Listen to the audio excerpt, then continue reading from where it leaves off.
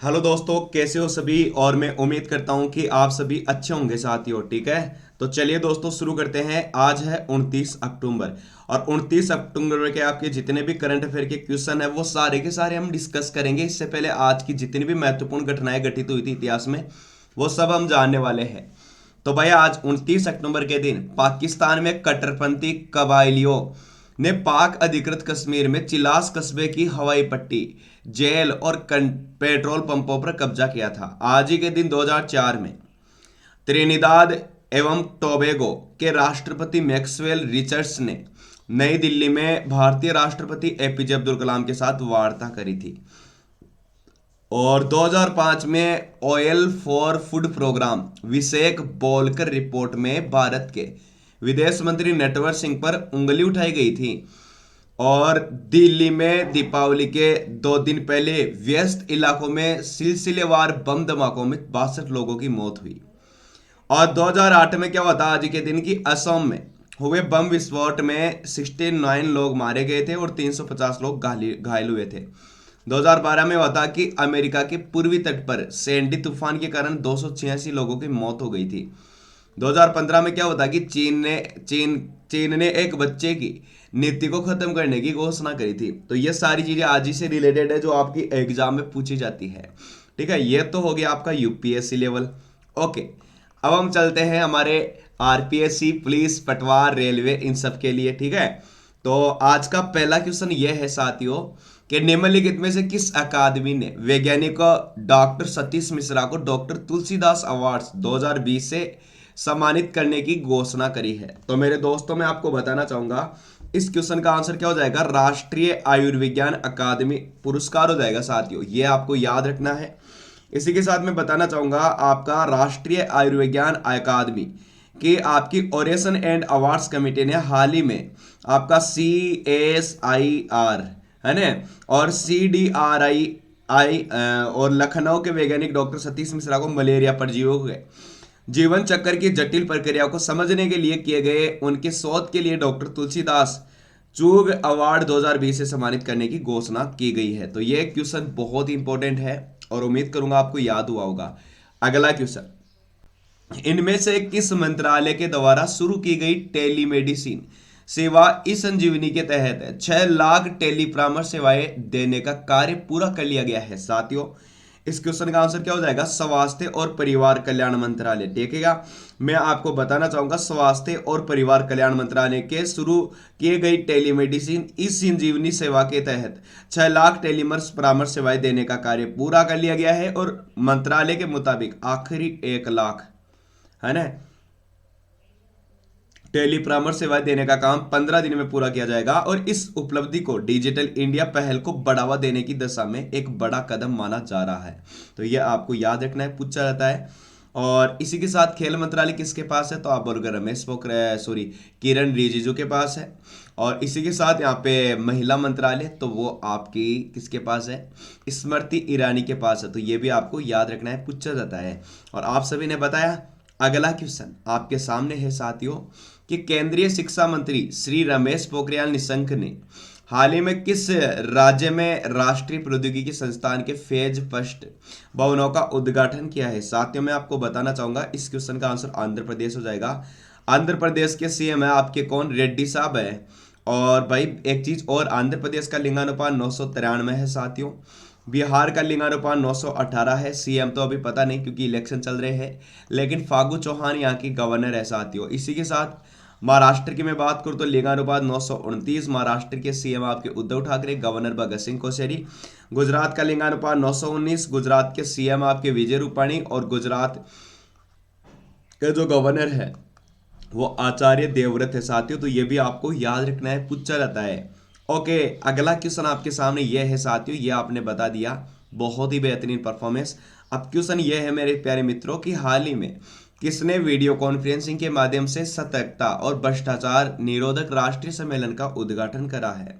तो मेरे साथियों मैं आपको बताना चाहूंगा वो करा है हमारे प्यारे नरेंद्र मोदी जी के द्वारा। ओके, तो ये आपको याद रखना है, इसमें मैं थोड़ा सा बता देता हूं, आपको याद रखना है कि देखिएगा इसका उद्देश्य लोगों को जागरूक करना और नागरिकों की सहभागिता से सार्वजनिक जीवन में अस्मिता व सत्यनिष्ठा के भारत के संकल्प को पूरा करना है साथियों। और साथ ही साथ देखिएगा, यह तो है हमारे केंद्रीय शिक्षा मंत्री और यह हमारे सड़क मंत्री, तो ये भी आपको याद रखना है, पूछा जाता है। और इसी के साथ भाई नरेंद्र मोदी ने कौन कौन सी पुस्तक लिखी थी, एग्जाम वारियर लिखी थी। और आपकी ज्योतिपुंज पुस्तक भी आपके इन्हीं के द्वारा लिखी गई है, याद रखना है, पूछा जाता है। अगला क्वेश्चन आपके सामने है मेरे प्यारे मित्रों कि केंद्रीय शिक्षा मंत्री ने किस IIEST में DST IIEST solar PV hub का वर्चुअल उद्घाटन करा है। तो देखिएगा इस क्वेश्चन का आंसर आपका क्या हो जाएगा, शिवपुर हो जाएगा, IIEST शिवपुर। ओके, तो देखिएगा मैं बताना चाहूंगा केंद्रीय मंत्री रमेश पोखरियाल निशंक ने हाल ही में आपका IIEST शिवपुर में DST IIEST solar PV hub का वर्चुअली उद्घाटन किया है। और IIEST शिवपुर में centre of excellence for green energy and sensor system के संरक्षण में भारत में मतलब अपनी तरह के पहले DST IIEST solar PV hub को वैज्ञानिक और आपका प्रौद्योगिकी विभाग भारत सरकार के एक उद्घाटन और आपके विज्ञान अनुदान के जरिए स्थापित करा गया है। तो यह आपको याद रखना है, पूछा जाता है। अगला क्वेश्चन आपके सामने है मेरे प्यारे मित्रों कि भारत डाक और किसने दोनों देशों के बीच डाक नौवहन से संबंधित सीमा शुल्क डाटा के इलेक्ट्रॉनिक विनिमय के लिए एक समझौते पर हस्ताक्षर किए हैं साथियों। तो मैं आपको बताना चाहूंगा, इसका हो जाएगा यूनाइटेड स्टेट्स पोस्टल सर्विस हो जाएगा साथियों। अब भाई डाक की बात आई है तो कब मनाया जाता है आपका डाक दिवस, तो मेरे साथियों आपको याद रखना है 9 अक्टूबर को डाक दिवस मनाया जाता है। और डाक सेवा कब शुरू करी गई थी, 1854 में करी गई थी लॉर्ड डलहौजी के द्वारा। लॉर्ड डलहौजी ने कब से कब तक शासन किया था, 1800 आपके 48 से लेकर 1856 तक लॉर्ड डलहौजी ने ही शासन किया था साथियों, आपको याद रखना है। टेलीग्राम लाइन आपके डलहौजी ने चलाई थी 1853 में। रेलवे पटरी उन्होंने सबसे पहले बिछाई थी 1853 में। तो ये चीजें आपको पूछ ली जाती है, इसलिए आपको याद रखना जरूरी है। ओके, और इसके बारे में भी मैं बता देता हूं साथियों। देखेगा, इस समझौते से डाक माध्यमों के जरिए छोटे और बड़े निर्यातकों के लिए निर्यात की आसानी में मदद मिलेगी। ठीक है, अगला क्वेश्चन आपके सामने है कि भाई आदित्य पुरी की जगह शशिधर जगदीश ने हाल ही में किस बैंक के मैनेजिंग डायरेक्टर पद का पदभार संभाला है। साथियों मैं आपको बताना चाहूंगा, इस क्वेश्चन का आंसर हो जाएगा आपका HDFC बैंक। पहले कौन थे, आदित्य पुरी, अब कौन हो गए, शशिधर जगदीश। ये आपको याद रखना है, शशिधर जगदीश अब HDFC बैंक के बन गए हैं। बैंक ऑफ बड़ौदा के CEO कौन है, तो आप बोलोगे भाई आपके संजीव चड्डा है। यस बैंक के कौन है, प्रशांत कुमार है। ओके, भारतीय स्टेट बैंक के C चल्ला शेट्टी है साथियों। तो ये सारी चीजें आपको बहुत ही अच्छे से याद है।